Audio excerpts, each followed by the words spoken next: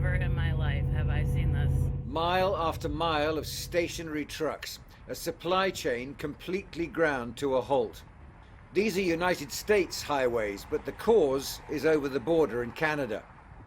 And this is the Canadian side of the border, Ambassador Bridge, the main route down to Detroit, car capital of the US. And this is Blue Water Bridge, 100 kilometers to the north, also jammed. In Washington, the White House is getting worried and getting involved. The Ambassador Bridge is Canada's busiest link to the United States and accounts for about 25% of trade between the two countries. And so the blockade poses a risk to supply chains for the auto industry because the bridge is a key conduit for motor vehicles, components and parts, and delays risk disrupting auto production. But in the Canadian capital, Ottawa, there's no sign of movement or breakthrough. And seeing that, motor manufacturers Ford and Toyota have halted some production and warned of shutdowns, with their North American plants already affected by bad weather and a shortage of semiconductor chips. And in Parliament, tempers are getting frayed. You can't end a pandemic with blockades. You can't end a pandemic by decreeing it. You can't even end it by legislation. You need to end it with science. You need to end it with public health measures. You need to end Countries around the world are opening up, even countries with lower vaccination rates than Canada. Provinces are beginning to lift restrictions and getting life back to normal. Why? Because they're following the science.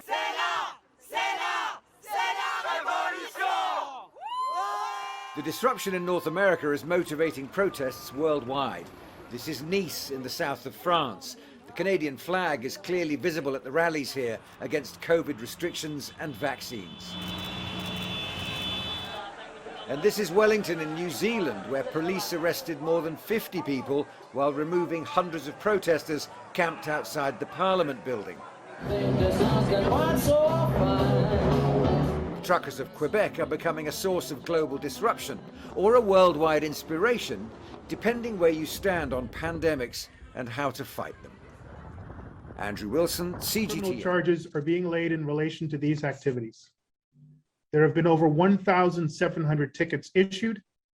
There have been a total of 25 arrests to date, including criminal charges for mischief and menacing behavior. We have 126 active criminal investigations, and we have over 400 hate incidents that have been reported to our hate hotline, all of which are being investigated. In my opinion, the first step is to diffuse the situation by opening up some good communication and dropping these mandates and resetting life back to normal. If everyone here leaves and goes home, and everyone is a little bit happy, and everyone can go back to doing what they want to do, then we can start to have a civilized discussion about things. I find this really difficult with the situation that our government is putting us through because we're not vaccinated. We go through a lot of emotions.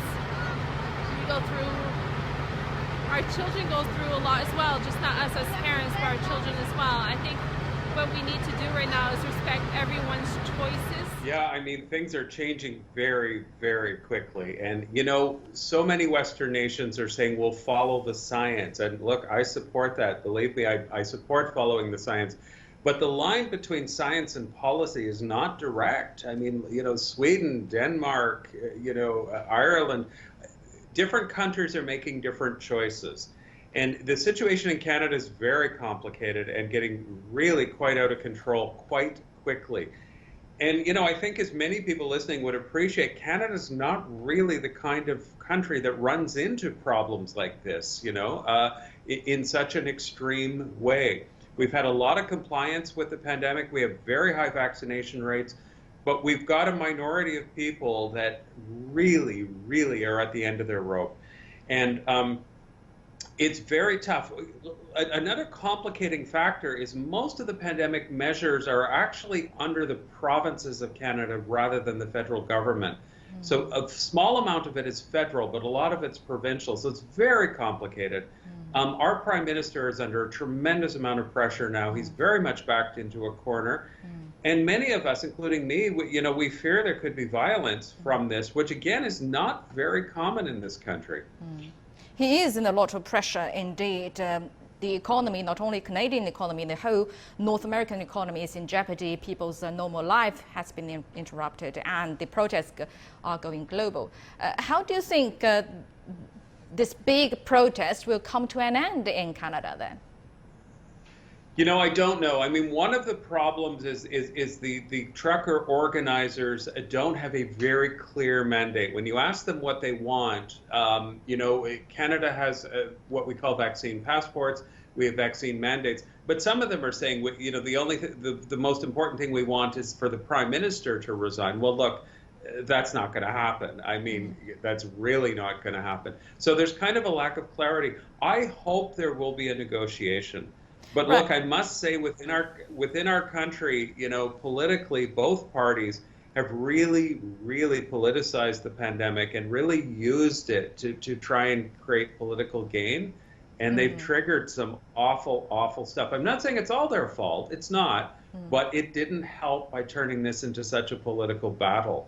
Right. You know, as you've indicated, the economies of Canada and the United States are deeply integrated. More so for Canada. It's got greater implications for us because, you know, population-wise, we're a much smaller country than the United States by population. The resignation of Justin Trudeau is impossible, as what you said, and but there would be in negotiations. But what would the result of negotiations be? Do you think Canada's pandemic control policies will be changed? They already are being changed because the provinces are very quickly, and they're very fast to say this has nothing to do with the trucker protests, but whether we believe them or not is another story. They're lifting things quite quickly. But you know, the big one that triggered this is the truckers themselves are not allowed entering the United States unless they are fully vaccinated, right? So, but the opposite is true as well, you know, on both sides of the border. So they want that lifted. But look, it's escalating. Our American neighbors are now very concerned. A lot of Canadians are worried that having the Americans get involved may make it worse and not better. And we don't really know where it's going to go. But our supply chains, you know, I was in the stores today, they're already being affected because, as I said, our economies are integrated in a way that most countries could barely imagine. It's just a constant flow of trade and goods that never stops 24 hours a day. Right. And we are already seeing those protests going global, seeing a spillover effect of the convoy protests, and countries including France and Belgium. The US are imposing a ban on them already. The US is going to have a copycat protest setting off from California already. Do you think other governments are likely to do the same in Canada? They may, and you know, they're probably going to ban them. Look, I don't support this. I think it's too extreme. I support democratic protest without question, but what's happening in Ottawa is profoundly disruptive and very threatening physically to a lot of people. That I don't support. But look, again, I'm saying I don't support it, but you know, when you get these massive trucks and park them and they're not going to move, these things work. They really disrupt economies immediately. And so as a method of extreme disruption and chaos, you know, it's effective. I'm not saying it's good, but so this is what other countries are worried about. And, you know, all over the Western world and perhaps beyond the Western world as well, people are at the end of their rope with this pandemic. But that doesn't mean it's over either. So, and the numbers are improving greatly in Canada. So I do think we'll probably wind down, you know, pandemic restrictions. Whether this will keep the protesters happy, I could not say. I just don't know. We're watching this hour by hour.